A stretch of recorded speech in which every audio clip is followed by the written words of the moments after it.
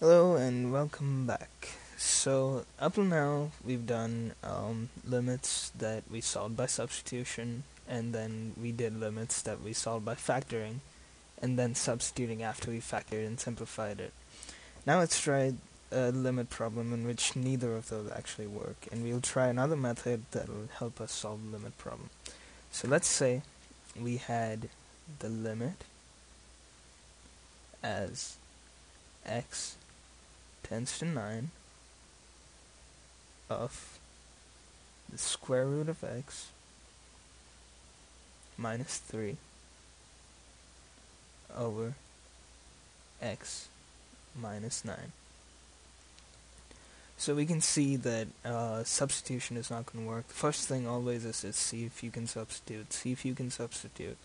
And we can see that substitution is not going to work because 9 minus 9 is 0 and 3, or 9, the square root of 9, which is 3 minus 3 is 0. So if we just substitute, we'll end up with 0 over 0.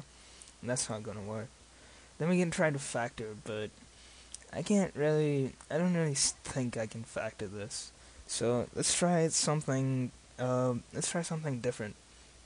We can always, any function that's multiplied by something over the same thing is just like multiplying it by 1, because say even if we multiplied this function by 15 over 15, it would be the same thing because it's actually just 1 over 1.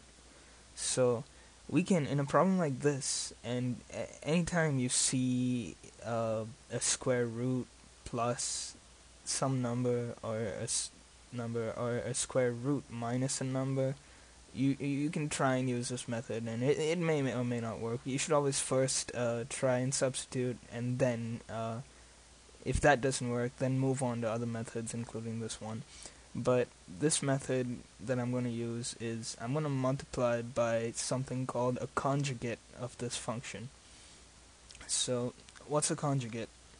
A conjugate is the function of a function is, say we had a function that's a, or the square root of a, plus b.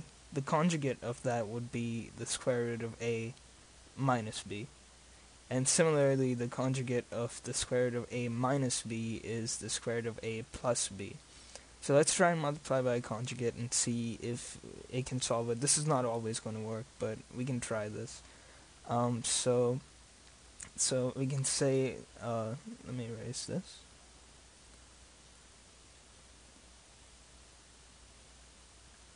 So we can go ahead and we can write, we can multiply this by the square root of x plus 3. And then whatever we do to the top, we have to do to the denominator below, so over square root of x plus 3. And I'm really just trying to simplify this, or put this in a form in which I can solve it without getting one of those indeterminate forms. So let's multiply this out. We get square root of x times square root of x is x. Negative 3 times square root of x is negative 3 square root of x. Then we get 3 times square root of x is plus 3 square root of x. And then we have negative 3 times plus 3, which is minus 9. So that's what we get for the numerator. For the denominator, I'm just gonna, for right now, since this is the main one we were trying to work with, I'm just gonna write x minus 9. I may need to simplify this later, but for right now I'm just gonna write x minus 9 and then the square root of x plus 3. Okay, so right here we can see that we have minus 3 times the square root of x, and we have plus 3 times the square root of x. So those two just cancel each other out. And so in the numerator we are left with x minus 9, and the denominator also, not surprisingly, has x minus 9, and then we have the square root of x plus 3. And don't forget that you must write, if you haven't substituted, you must write the limit of x tends to 9. And so an equal sign should not really be there. But okay, so now we can cross these two off, and when we cancel that, there's 1 left on there. It's not 0, because if it was 0, then it would be 0 times that, and then you'll have 0 or something. So if you cancel it out, it's always, there's a 1. Just remember that. And so this equals the limit. Do not forget to write this, because it's wrong. Some professors may actually take off points for not doing that, because this is just the way.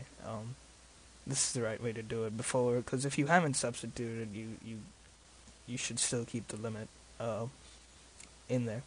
So we end up with 1 over the square root of x plus 3.